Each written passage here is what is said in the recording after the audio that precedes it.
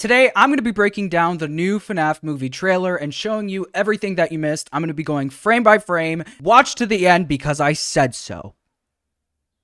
Here we go. So first we have Mike, aka Josh Hutcherson, calling William Afton and asking if the job is still available for the security guard. And basically, I believe that Mike he needs a job. He's having trouble finding a job and he's desperate. He said he'll take anything. So he calls this guy, the one guy that you probably shouldn't call for a job, Steve Ragland. If you notice, that is not William Afton.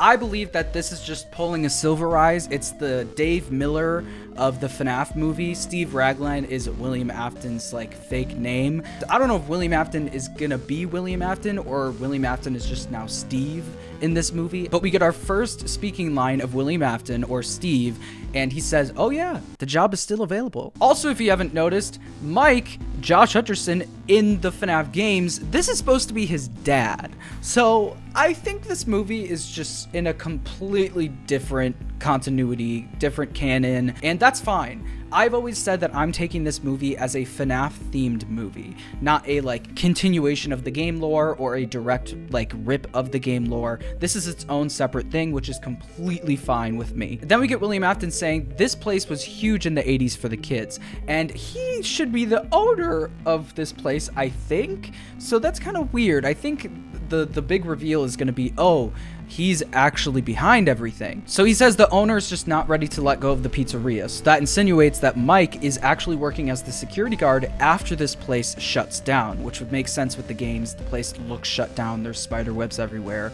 So yeah, we see Mike driving up to this place. But the thing is, Mike brings Abby, his little sister, to the pizzeria with him while he does his job, because I'm guessing he can't find a babysitter. He can't afford a babysitter. I don't know. You notice she has a teddy bear plushie, which, makes sense. So he says, "You're just gonna sleep and you're just gonna chill while I work." And she's like, "Okay." And as you can see in this scene, we have Dawko, we have 8-Bit Ryan, we have DJ Sturf, we have Fusion Z Gamer, I think we have Baz, and we also have Rezbowski on here. All of them are employees of the month. That is wild. They helped build FNAF to what it is today, so it is really awesome seeing them in this movie in some capacity. So then we see this police officer show up. This is kind of creepy. It's like, hello. So then the officer is the one that tells Mike, "Oh, have you met the animatronics?" And she's the one that gives the exposition of this is what happened, this is what you're in for, blah blah blah. The kids in the 80s went missing and they never found them, and blah blah blah. We know where they are. And then it cuts to this fridge where it says B-Day right here, birthday, and it's Chica, Foxy, Freddy, Bonnie, and you can see Mike, you can see Abby, and you can see the security guard Vanessa. So I don't know, is this in Mike's house? Did Abby draw this? I don't know. It is Five Nights at Freddy's, so maybe she came back after the first night, drew that picture, and then they went back the second night, so on and so forth. But this is creepy. I thought this was a missing kids poster, but this is Abby drawing them. So then we see Mike take a little sleep break, but that gets interrupted really quick when everything kind of goes crazy and the music starts playing really loud, and this is when things kind of go off the rails. Music starts blaring through the speaker. The pizzeria turns on. You can see a closer look at this poster with a little kid on it. You can see someone almost grabbed this little plushie right here, but they didn't quite get it. All of the arcade machines, they just nailed the atmosphere.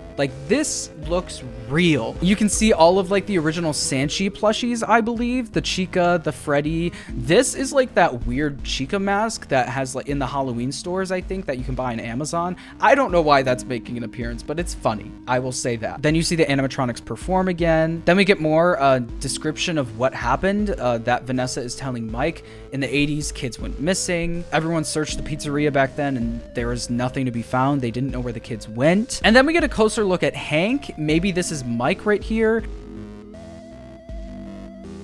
But Hank doesn't last long because this happens. I don't think we're gonna see Hank in the sequel, I will say that. Then we get a drawing of Bonnie in the dirt. Okay, so this is some confirmation for what kid possesses who. We know this kid possesses Foxy. So then they say, what do they want? They want to make her one of them. So basically what we see in the FNAF games, the animatronics are attacking the security guard, but actually it's not like it is in the games because the animatronics are usually friendly towards kids. They aren't friendly towards adults. So I think this is just solidifying that this is a separate separate canon, a separate continuity. We also see the posters. We see the Golden Bonnie with the kids, the 5 kids, Golden Bonnie. We see Balloon Boy. Oh my gosh, I didn't notice that until now. We see Freddy on stage. We see a ton of stuff here. We got Carl the Cupcake, Balloon Boy. Wow, because Balloon Boy's canon, because FNAF 2 would have already happened at this point. So yeah, I mean, all of the toy animatronics are in the running to make it appearance in this movie. Maybe that'll be like the post-credit scene. Maybe it'll be like Balloon Boy and the toy animatronics, and that's the sequel, you know? And then we get Carl the Cupcake squinting his eyes, and these are not CGI. They've made it very clear that these are real animatronics. So then we see Cat Connor Sterling, who is playing Max, get grabbed into an animatronic? Question mark? Is that what's happening here? I think that's what's happening here. So I don't know. Rip Cat. We won't see you in the sequel, unless it's a prequel. A prequel sequel. And then we hear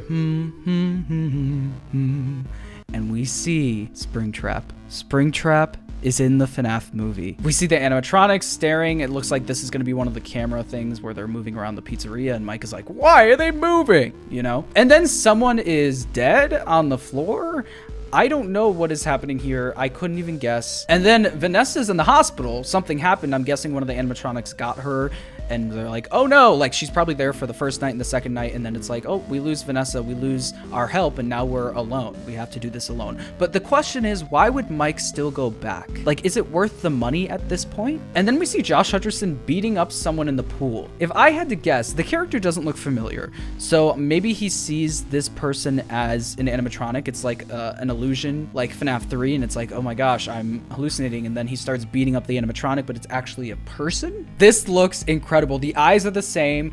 I'm assuming that the spring locking didn't happen. I'm assuming that this is literally just William Afton wearing the Springtrap suit, but we'll have to see. And we see him pull out a knife, something that Vanny was supposed to have and then was cut. Maybe this is why it was cut? I don't know. I don't know. I'm just speculating, but probably not. That would be weird. The humming in the trailer, the hum. Oh, it's so good. It's William Afton being like, I'm coming for you. And then we get a brand new logo for the movie, and it's this, and I love it. And then we get Corey, bro. Oh my God, this is insane. I cannot believe it. And his acting is so good. And it looks like he is taking Abby and presumably Golden Freddy?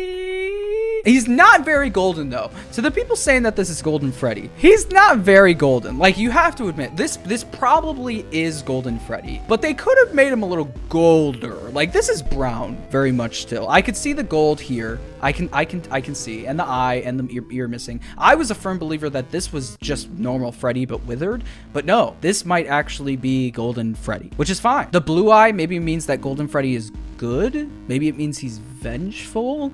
Maybe because it's not red. Usually the animatronics are in attack mode if their eyes are red. So I don't know what is happening here. This is a goofy frame, because why is this? Is that just the top half of Freddy?